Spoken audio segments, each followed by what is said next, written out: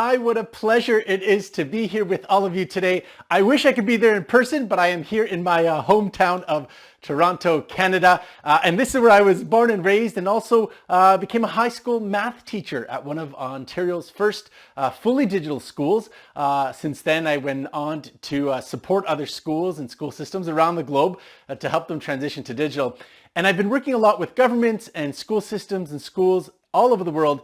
And I'm going to share some insights that I've accumulated along the way with all of you today in this incredible day and journey that all of you are on with each other, supporting, and elevating the incredible skills that all of you have and that you're continuing to develop. I'm going to start with a story. And this is a story of an African girl. She's 5 years old, and a North American boy. He's also 5 years old. Now, this girl, every day when she walks home, this is the street that she looks at. And if we look at the boy from North America, this is the street that he looks at. Now, in the mornings when the girl wakes up and goes to say hi to her parents, this is the room that she looks at. And similarly, when the boy from North America wakes up, this is the room that he looks at. Now, I'm going to ask you a really important question. I want you to think about which one of these kids do you think has the opportunity to realize their aspirations? And I want you to think individually, which one of these kids has the opportunity to realize their aspirations? Now, in a moment, I'm going to ask someone to hit pause on this video because I want you to turn to the person beside you and I want you to tell them what your thoughts are and why that is. I'm only going to give you 2 minutes though. So you have 2 minutes. Someone pause the video and tell the person beside you the answer to that question. Go ahead. Okay, so hopefully you had a chance to share, but also hear someone's perspective. Now, my belief is that they both have the same opportunities to realize their aspirations. And why is that? Because poverty is not destiny. And if there's anything that we're learning in the world is that what happens to you is not a reflection of your environment or the people that you're around, but it's on how you choose to react and respond to that environment. In fact, what it has to do with is your mind and your heart. And how you choose to react and respond and to use your heart and your mind becomes the factor that determines your outcome. And hopefully throughout this talk, I'll share with you some insights as to how we know this is true. Now, there's an organization, it's called the World Economic Forum. Now, what they do is they support and they take data and insight from countries all around the world. And one such insight that they gather from thousands and thousands of companies all around the world is what skills are needed. And one interesting fact that they've uncovered is that within the next 5 years, all companies are going to need to reskill their employees. In fact, 50% of all the workers on the globe will need to reskill themselves. Now think about that, right? Those two kids, regardless of what they study or what they're studying today, they're going to have to relearn 5 years from now, right? Imagine when they're adults. And this pattern is expected to continue given the way the world continues to change and to evolve. Now you might wonder, well, what are these skills that are new skills or that are skills that people will need to develop? Well, they studied that as well. And in fact, there's 10 top skills that they realize are going to be super important by the year 2025. And they continue to do this type of analysis. What I'd like you to do with the person beside you is I want you to try to guess what are some of these top 10 skills that you think are going to be super important for people of all ages to be able to thrive within the work economy. So go ahead, pause the video. You have 2 minutes, talk with the person beside you and try to think about what skills you think are going to be the top most important skills in the next 5 years. Okay, hopefully that gave you some time to think about these skills. Now, here's where I actually am so super curious to hear what your responses are. So what I'm going to invite someone to do is to lead and guide you sharing some of those thoughts with me. So I want someone to videotape as this happening because I want to hear what some of these skills are. So go ahead, someone facilitate and have people shout out what these top skills are. I'll give you about 30 seconds to do so. And then please do send me the video because I'm super curious to hear what skills you think are going to be super important by 2025. Go ahead. All right, thanks so much for capturing your responses for me. So I will share with you the top 10 skills. Now, more importantly is the categories in which these top 10 skills fall under. So the first category is that of problem solving. So we see things, and you can see the blue dots, you can follow it here, analytical thinking, complex problem solving, being innovative. These are all skills that involve thinking beyond the traditional, but also making sense of things and pulling new ideas together that might not have been thought of before. So that's the first one, problem solving. The second one is all around self-management. Now, self-management is interesting because it involves learning. The fact that 50% of the world has to reskill means we have to know how to learn and how to be actively involved in our learning. But also, this concept of self-management also has to do with resilience, right? And stress tolerance and flexibility. And what does it mean to be flexible? What does it mean to be resilient and to be adaptable? This third concept has to do with working with others.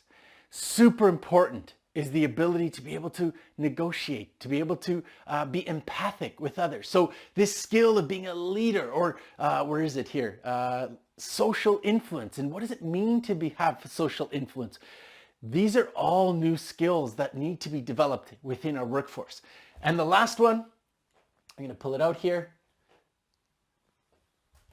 has to do with technology use. And of course, as industry evolves and more new types of technologies come in, our ability to be able to utilize those technologies for the work we do becomes super important. And that's an important skill that they realize as well. So those are 4 categories of skills, and hopefully you might have guessed some of them. And so we can think about these skills that are super important for 2025, and that's not too far from now. Now, countries all over the world have realized this. In fact, this report has been coming out for a while, and countries have been attuned to how the changing nature of work has evolved.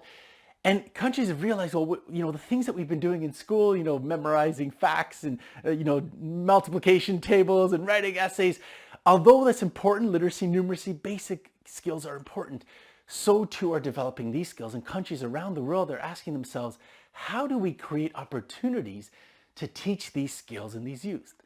And that's why, I go back to those 2 kids. They both have an equal opportunity because these skills don't necessarily need to be taught in the school. They can be taught with regular experiences. I want to give you an example of how this is already happening in real life. This is several years ago. In fact, you can see 2016. I had the opportunity to go to China with the 15th largest employer in the world. It's called Foxconn. They make over 40% of the world's consumer electronics. And on this particular day, they convened all of their top senior executives. 55,000 people from across the world gathered. And what was interesting, at one part of the day, they had one of the leaders of the group that makes all of Apple's accessories and products. And she got up there and she started talking about how, the advent of camera technologies and sensors in their factories where they make their iPads is changing the nature of their workforce and even their engineers and others that are working, because their skills have to adapt to how they might utilize these new technologies to be more efficient and more productive.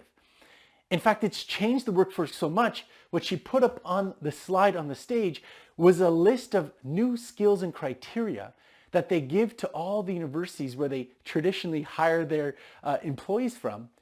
And what they are asking them for is to develop those skills. And let me tell you, what was on that list did not have to do with technology. It had to do with a lot of these other skills, soft skills or social emotional skills that were so important that they realized they needed within their industry. So that's an example of what I experienced myself. And so you can see that, like I said before, it's not necessarily school where you develop these skills. It's the experiences and any experiences. But we have to be attuned. We have to open our hearts. We have to open our minds to develop these capabilities through the different interactions that we have every single day, even as young as the age of 5 or as old as 18 or 19 or 25-year-olds, however you might be right now. And the beauty is, what the evidence shows us is, you're never too young, you're never too old to learn and to adapt these new skills. Now, you might be wondering, okay, but how does this work? And people who have done this effectively, what does that look like? Well, there happens to be Dr. Ruth Gauthier, who's been studying people who have developed these skills to a high level of degree. In fact, she studies all of the world's top performers, top athletes, astronauts, famous politicians, famous successful Nobel Prize winners. And she started noticing a pattern between all these highly successful individuals who have had these great accomplishments. They all shared similar characteristics in common. And I'm going to share these 4 common traits that they have, which are traits where any one of us have access to, because they live in our hearts and they live in our minds. So what are these traits? Well, the first one is this concept of passion and purpose. And this is well beyond, my purpose is to make a lot of money, right? It's about, why am I doing what am I doing? Is it because I want to provide a better life for my kids than I had? Is it because I want to provide a better community and I want to serve my community better? Is it because I want to solve the problem of, I want to create incredible, exquisite food that people can savor and enjoy, but not have to, sacrifice a huge paycheck to be able to have. Whatever it is that drives you, you have to find it. It's got to be in your heart, and that's got to be your motivator and your driver. And all of the folks who have achieved anything great in this world had that passion and that purpose as their driver. The second element that they had was this concept of being solution seekers. There's nothing that will come easy in this world. There will always be challenges. But what these folks have a unique gift to do is not look at those challenges as the end, but as the beginning. And they seek to find solutions. And so when faced with a challenge, it's not about saying, oh, I can't do this. It's saying, I can't do this yet. And adding that last word, yet, means it gives you hope, right? It's holding on to possibility that it exists. And so all of these skills are about convincing yourself that, what, this challenge is not the end. How might I figure out how to solve this particular challenge? So it's overcoming adversity. Now, this next one is all about practicing skills, and even though you might overcome adversity, it's about developing. And, if you understand a bit about how the brain works, it's like a sponge. It continues to evolve. But the more that we practice something that we don't know of, the stronger that bond exists and the better we become at it. If you think about an Olympic athlete, we just went through the Olympics, the same drills that an Olympic athlete was doing, a week before the Olympics, they started doing it when they were young. Let's take a runner, for example. Right? That drill that they learned in high school about running those drills, they were doing the exact same drills 2 weeks before the Olympics. It's about practicing the same skills to continuously improve on whatever those skills might be that we want to get better at. And the last one has to do with the concept of always filling our mind with new knowledge and with new learnings. And this can happen by watching others, talking with others, engaging with those in the area with which we want to develop, being around the people that we want to aspire to develop the skills. And slowly we start learning, we ask questions, and it's constantly, that never ends. They're constantly asking questions. So these are the 4 skills that Dr. Gauthier has noticed in all those who have been successful in achieving their aspirations. Now, I want to make this super concrete for you so that you experience it. So I want you to all do this with me. I want you to take your hands and I want you to cross them. So go ahead, everybody cross your hands. Go ahead. Cross your hands. I want to make sure everybody's crossing their hands. Okay, now I want you to take a look at your hands. Now, some of you have your right arm crossed over your left, and some of you have your left arms crossed over your right. Now do me a favor. Everyone who has their right hand crossed over their left, put your hands up. And someone please go take a picture, okay? So keep your hands up. Keep your hands up, all of those who have their right over their lefts. Hopefully the picture's taken, you can send it to me. Okay, they say people who cross their right arm over their left, you guys are all more intelligent. There you go. Okay, who crossed their left over their right? Everybody who crossed their left over their right, put your hands up. Someone take a picture, please, okay? Cross your left over your right. Okay, they say you're better looking. I don't know, that's what they say. Okay, so why did I ask you to do that? Do me a favor. If you crossed right over left, I want you to do it the other way around. And if you did left over right, then I want you to do it right over left. So go ahead, do it the opposite way. Okay, what did you notice? And you know, if I were in the room with you right now, and you probably noticed the people beside you, when I asked you to do it the first time, you just did it. You looked at me and just like, yeah, okay, I'll cross my arms. But the second time I asked you to do it, many of you had to look down. Many of you looked around to look at others. There was a lot more noise, I'm guessing, in the room as well. Why?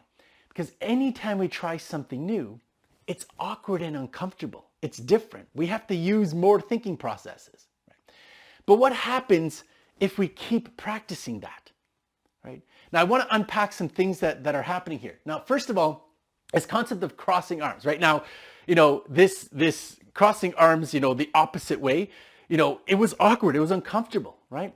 But you did it. Imagine when it's not as simple as crossing arms, right? If it's too awkward and uncomfortable, what's going to make you want to do it? This is where passion and purpose come in, right? It makes you push beyond the awkward and uncomfortable.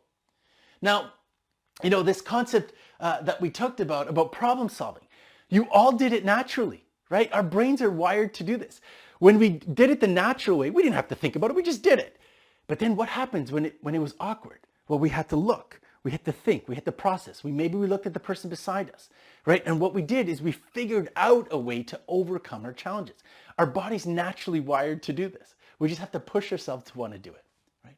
And then what? Well, imagine if we kept practicing doing it this awkward and uncomfortable. Imagine if I took the next 7 minutes, 10 minutes to do this with you. You know, what would happen? Well, I waste 7 minutes that I don't have, but eventually it would get more comfortable. It wouldn't be so awkward and uncomfortable. But here's something interesting. If the only time you practice with these next 7 minutes, if I ran into you again a month from now or a year from now, and I asked you to cross your hands, guess what you're going to do? You're going to go back to doing what you're used to, because our mind is wired to do what's easy, not what's awkward and uncomfortable. And so this is where practice and repetition comes in. If there's a new skill or something you're trying to develop, it's not about doing it once, it's about doing it often and repeated over a long period of time. And that's where you start developing this skill, so that if you get asked to cross your arms, you can do them both ways without thinking. But that only happens after repeated practice over a long period of time. And now this last concept is learning. You know, you naturally did it. You looked to the side, you started talking, you were all talking more. Leverage that. Your natural inclination is to go and find other people, have conversations, explore, push your mind, try different new things. Never stop learning, right? And I hope you remember that this simple activity, crossing arms, you all do it naturally. And I want you to apply it to whatever skill or new ability that you're trying to learn in whatever field that you might be in or that you might migrate yourself into. Okay, I want to end with a concrete example of this. It's one of my favorite stories. It's by Christine, and it was on this show. It's in North America. I'm not sure if you see it there, but it's all about this chef who's ruthless, but he's trying to find incredible chefs from around the world to cook in his kitchens. And I'm going to show you a clip of this girl Christine's journey on his show. Enjoy. Chef Gordon Ramsay is getting served karma. Are you really blind? Yes, chef, I am. Gee, you cause a stir out there, literally. Yeah, I didn't mean it, actually. Some hot water for celebrity chef facing some payback. Everyone thought, how is this girl going to cook blind? You're going to be judged like everybody else in this competition. Yes, chef. Richard, come here! Come here! Stop! That's what we're serving. Get a grip and wake up! What kind of a gives a live crab to the blind chick? Let's give it to her. No more Mr. Nice Guy. I'm freaking out for her. It pierced me. She's like very easily flustered. What the hell is going on?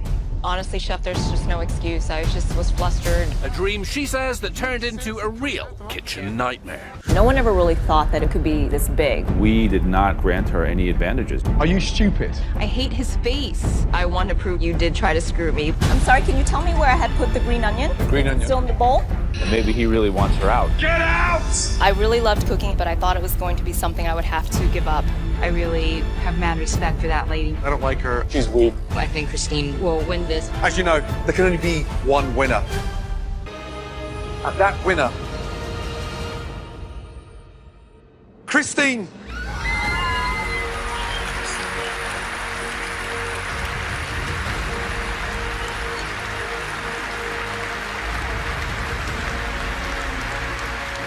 When I cook, I feel like my mom's spirit is somewhere nearby.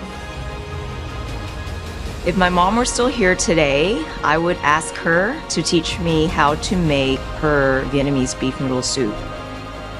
Although each time I make it, it gets better and better, it has yet to still capture the memory of my mom.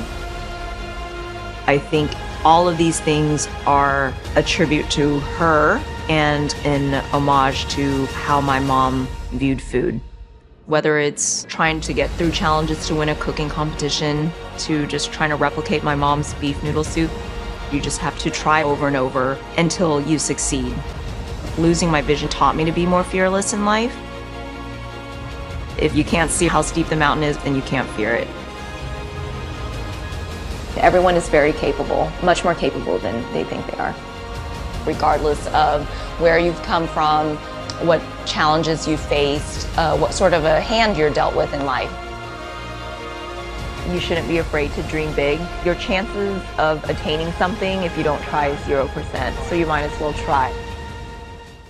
What I love about her story is that it exemplifies her passion and her purpose for why she does what she does. You know, in this relentless pursuit to always try to problem solve amongst her adversity that she has, and always constantly developing her skill and learning, and she's never done learning. She's a great example for all of us. And you know, I hope today she's been an example, and this experience of crossing arms has shown you that you have the capability, just like those 5-year-old kids, to do whatever it is that you put your mind and your heart to. And it doesn't matter where you've been or where you are or where you will be. What matters is what you do with your mind and with your heart, and everyone has the same opportunity to achieve the outcomes that they desire if we do the things that we need to do, develop the skills that we need to develop to achieve the things that we want to have for ourselves, for our communities, for our families, and beyond. It's been a pleasure being with you here today, and I love experiences like the one today. Please do take advantage of it, and of course, continue to come back, as it's these experiences that connect you with others, connect you with insight, and most importantly, help you learn and grow and develop the skills you need to become the best version of yourself. My name is Giancarlo. It's been a pleasure being with you here today. Take care.